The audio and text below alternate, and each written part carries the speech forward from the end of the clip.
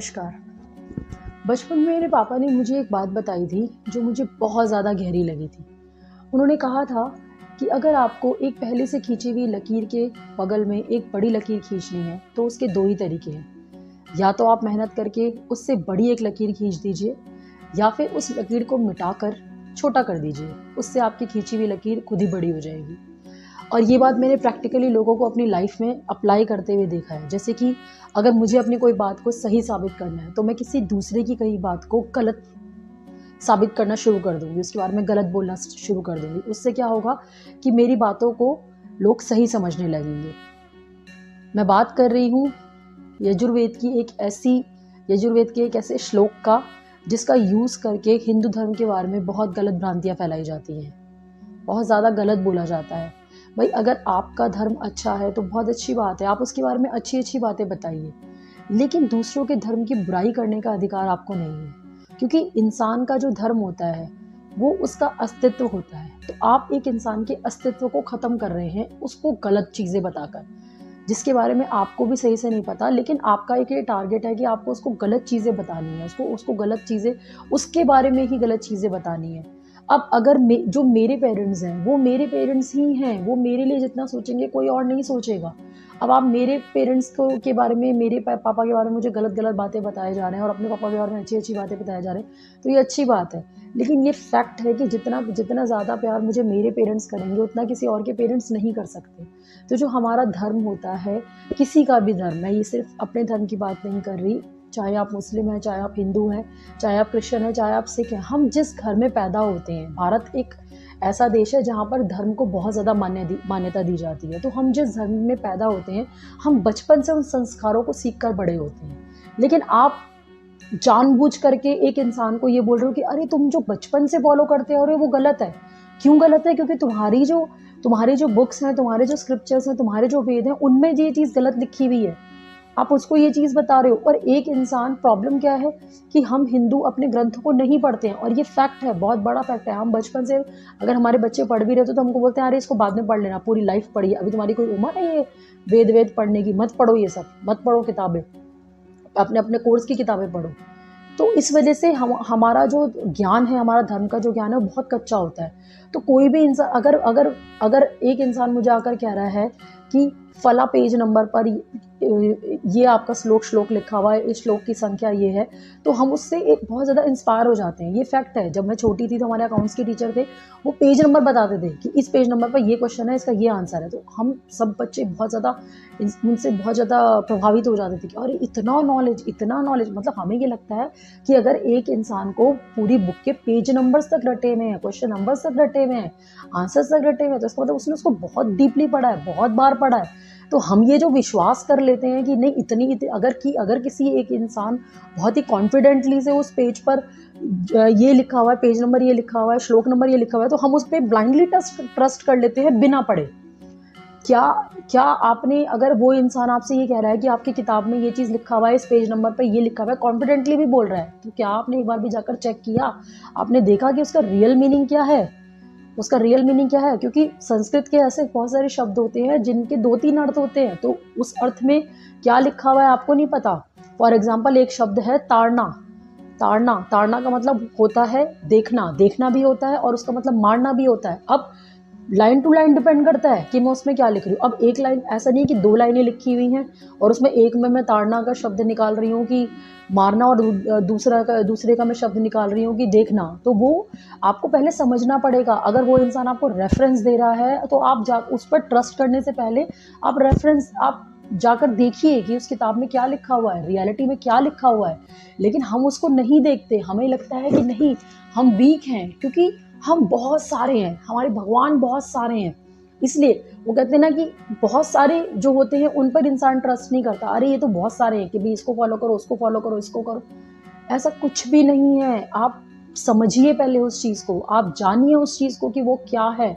आप जब हम बचपन में स्टडी करते थे, जब हम स्कूल में थे, तो हमारे पास जो क्वेश्चंस होते थे, हम उनके आंसर्स किससे पूछते थे? हम उसके क्वेश्चन, अगर हम अकाउंट्स पढ़ रहे हैं तो हम अकाउंट्स के टीचर के पास जाते थे। हिंदी पढ़ रहे हैं, हिंदी के टीचर के पास जाते थे। हम ये नहीं करते थे कि अकाउंट्स के क्वेश्चन का आंसर हम हिंदी के टीचर से पूछ रहे हैं, हिंदी के टीचर का आंसर हम अकाउंट्स के क्वेश्चन से टीचर से पूछ रहे हैं। हम ऐसा नहीं करते थे। तो पहले जब जब आपके माइंड में क्यूरियोसिटी आएगी, आपके माइंड में क्वेश्चंस आएंगे कि क्या है, तो आप उनको ढूंढेंगे। जब हम क्वेश्चन सॉल्व करते थे, जब हम स्टडीज़ करते थे स्कूल में, हमारे को कोई प्रॉब्लम होती थी तो हम उसको बैठ के पढ़ते थे, डीपली पढ़ते थे कि क्या है। ऐसे ही अगर आपको डाउट है अपने स्क्रिप्चर्स को लेके, अपने देवी देवताओं को लेकर के, अपने वेदों को लेकर के, अपने हिंदू धर्म को लेकर के, तो उनको आप पढ़िए, उनको आप टाइम दीजिए। बिना टाइम दिए कुछ नहीं होगा। आप इससे पूछोगे, उससे पूछोगे, उससे पूछोगे, उससे पूछोगे, हर किसी की नॉलेज अलग होती है। आज जो बात मैं बोल रही हूँ वो कोई और इंसान अपने तरीके से बोलेगा। हर इंसान का बोलने का अपना एक वर्जन होता है। तो आप जब खुद से सवाल करोगे तो आपको रिप्लाई भी मिलेंगे। जैसे कहते हैं ना कि मोह को कहाँ ढूंढे रे बंदे, मैं तो तेरे पास में। तो आप जब लेकर बैठोगे उन बुक्स को तो आपको समझ में आएगा। आप अपने क्वेश्चंस के आंसर जब ढूंढोगे, आप थोड़ा स्टडी करोगे, थोड़ा सा माइंड लगाओगे, थोड़ा सा भगवान में दिमाग लगाओगे, तो आपको समझ में आएगा। इधर उधर भागने से आपको कुछ भी नहीं मिलेगा। आप अपने अस्तित्व को खत्म कर रहे हो। आप अगर अपने धर्म को छोड़ करके आप कहीं और जा रहे हो तो समझ लीजिए कि आप अपने अस्तित्व को पूरी तरह से खत्म कर रहे हो। मतलब जो चीज़ मैंने बचपन से सीखी है वो चीज़ गलत कैसे हो सकती है? कैसे? मतलब मैं आज तक मतलब जो करती आ रही थी वो गलत था। इसका मतलब कि फिर तो मेरे पेरेंट्स भी गलत हो गए क्योंकि उन्होंने मेरे को ये चीज़ें बताई हैं। उनके पेरेंट्स भी गलत हो गए क्योंकि उन्होंने उनको वो चीज़ें बताई। मतलब हम पीढ़ियों से गलत चीज़ फॉलो कर रहे हैं। ऐसा कैसे पॉसिबल है कि इतने सालों से हम गलत कैसे? एक पूरी फैमिली कैसे गलत हो सकती है? नहीं हो सकती। ये सवाल आपको खुद से पूछना है। जब हम कहते हैं ना कि क्यों कहा जाता है कि खुद के साथ समय बिताइए, खुद के साथ समय बिताने के लिए क्यों कहा जाता है? क्योंकि जब हम खुद के साथ समय बिताते हैं तो हमें बहुत सारे क्वेश्चंस के आंसर्स मिल जाते हैं। तो अगर आपके माइंड में क्वेश्चंस आ रहे हैं, डाउट्स आ रहे हैं, तो आप एक ऐसे इंसान के पास जाइए जिसने उन्हें पढ़ा हो, जिसको उसकी नॉलेज है, जो इंसान सुलझा हुआ हो, जिसको पता हो, डीपली चीज़ों का अर्थ पता हो। आप उससे पूछिए ये चीज़ें। ये नहीं कि आपके क्वेश्चन हैं अकाउंट्स के और आप जा रहे हैं साइंस के टीचर के पास या हिंदी के टीचर के पास। अगर आपको हिंदू धर्म में प्रॉब्लम है तो आप हिंदू धर्म गुरुओं के पास जाइए। आप किसी और धर्म के गुरु के पास जाकर अगर क्वेश्चंस पूछेंगे तो ऑब्वियस सी बात है कि वो आपको अपने धर्म के अनुसार चीज़ें बताएगा। वो आपको अपने धर्म के बारे में अच्छी चीज़ें बताएगा। पहली बात तो यही बहुत गलत चीज़ है कि मैं अगर हिंदू धर्म को मानती हूँ और अगर कोई मेरा मुस्लिम फ्रेंड है या मेरा कोई मुस्लिम जानने वाला है तो मैं उस पर उसके धर्म की बुराइयां करके अपने धर्म की अच्छाइयां बताऊं। नहीं, उसके धर्म में बहुत सारी अच्छी चीज़ें हैं। अगर एक इंसान बचपन से, वो मुस्लिम है, चाहे क्रिश्चियन है, चाहे सिख है, वो बचपन से उस बिलीफ को फॉलो कर रहा है, उसके पेरेंट्स ने उसको बताया है। पेरेंट्स कभी गलत चीज़ नहीं बताते, उसके पेरेंट्स ने उसको वो चीज़ें सिखाई हैं। उसके ग्रैंड पेरेंट्स ने उसको ये चीज़ें बताई हैं कि आपको ये कस्टम फॉलो करना है, ये आपकी जीवन शैली है, इस तरह से आपको जीना है। तो वो कैसे गलत हो सकता है? वो भी गलत नहीं है और मैं भी गलत नहीं हूँ। जितना ट्रस्ट उसको अपने धर्म के ऊपर है, उसको एक डीप ट्रस्ट है अपने प्रभु के ऊपर, अपने भगवान के ऊपर कि नहीं वो मेरी प्रॉब्लम से, उतना ही डीप ट्रस्ट आपको अपने प्रभु पर होना चाहिए। ये एक अदृश्य शक्ति है, एक आपका विश्वास है। कहते हैं ना कि 100% बिलीव अगर आपने कर लिया खुद के ऊपर या अपने प्रभु के ऊपर कि बस मेरा ये काम कर दीजिए, दुनिया की कोई ताकत आपको नहीं रोक सकती कि वो आपका वो काम नहीं हो। कॉन्फिडेंटली कुछ लोग बोलते हैं कि आपके यजुर्वेद में लिखा हुआ है ना तस्य प्रतिमा अस्ति, दैट्स इट। वो इतना सा आपको लाइन बता देंगे, ना तस्य प्रतिमा अस्ति। भाई साहब, इसका मतलब ये होता है ना तस्य प्रतिमा अस्ति, ना वो, ये पूरा संस्कृत में, तो वो ना तस्य और अस्ति तो संस्कृत बता देंगे कि नहीं है, ठीक है। और प्रतिमा वो बोलेंगे, प्रतिमा का मतलब होता है मूर्ति। तो भाई साहब, आपके में ना तस्य प्रतिमा अस्ति, तुम्हारे में तो बोलते हैं कि मूर्ति पूजा करनी नहीं चाहिए, तुम्हारे वेद में लिखा हुआ है, यजुर्वेद में लिखा हुआ है, तुम क्यों कर रहे हो? तुम गलत चीज़ फॉलो कर रहे हो।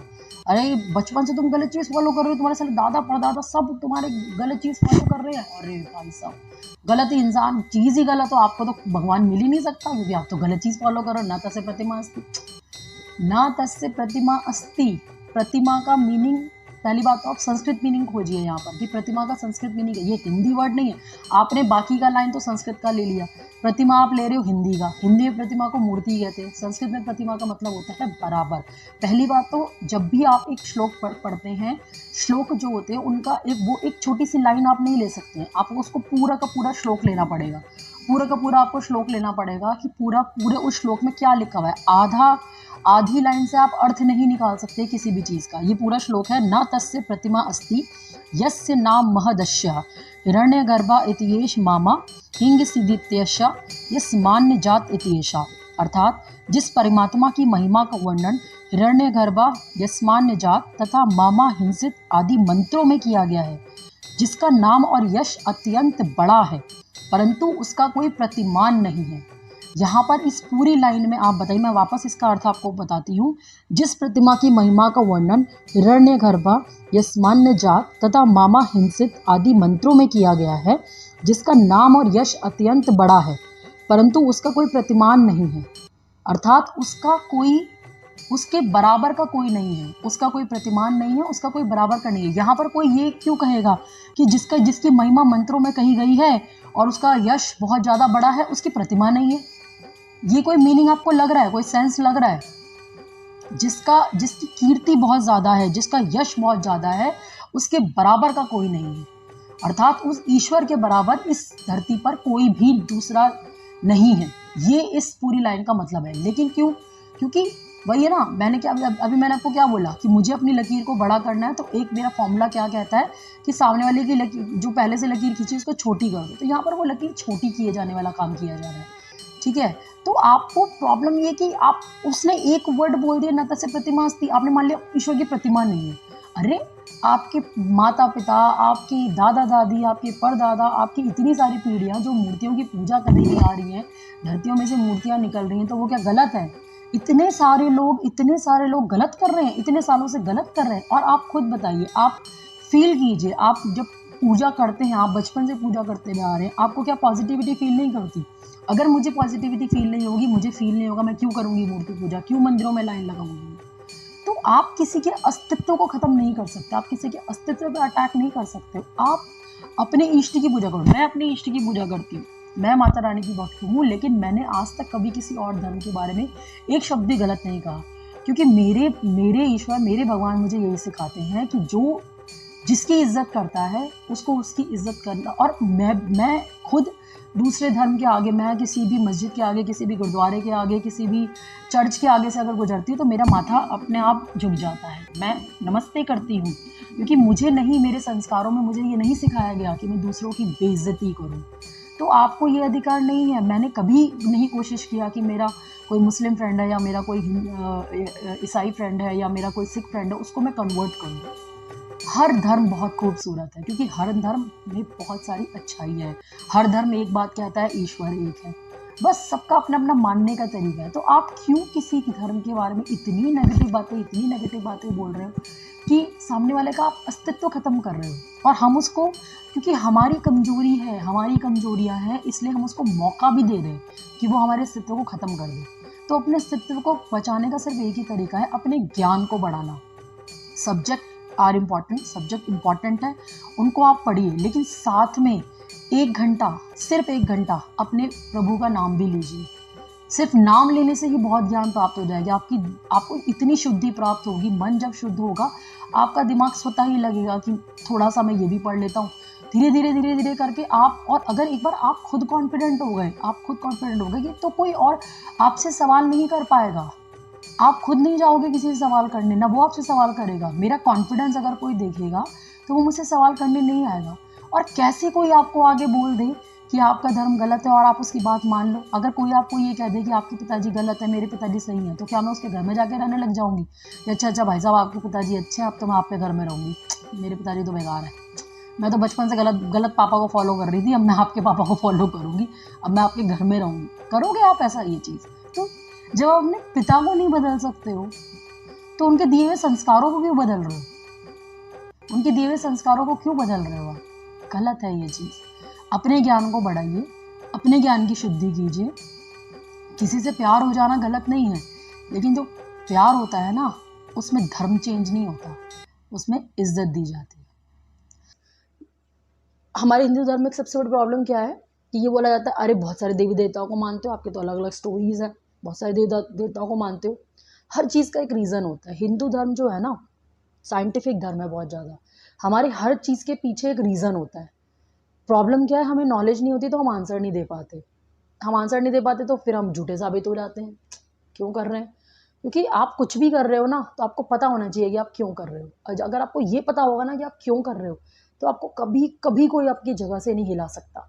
जैसे कहते हैं ना, आप जिस घर में रहते हो उसके डॉक्यूमेंट्स अगर आपके पास है तो आपको कोई हिला नहीं सकता, because you are so confident about it कि मेरा घर है, ये मेरा घर है, मैंने खरीदा हुआ है, भाई साहब मेरा घर है, मुझे पूरी नॉलेज है, सारे डॉक्यूमेंट्स है मेरे पास। तो यही चीज़ आपके अस्तित्व के साथ भी होनी चाहिए। आपको कोई कोई कोई भी आगे ऐसे कन्वर्ट नहीं कर सकता बैठे बैठे कि कोई भी आया कन्वर्ट कर दिया, नहीं। और हम हिंदू इतने सारे धर्मों को क्यों मानते हैं, इतने सारे, और हम हिंदू इतने सारे देवी देवताओं की पूजा क्यों करते हो, इसका आंसर भी मैं आपको दूंगी।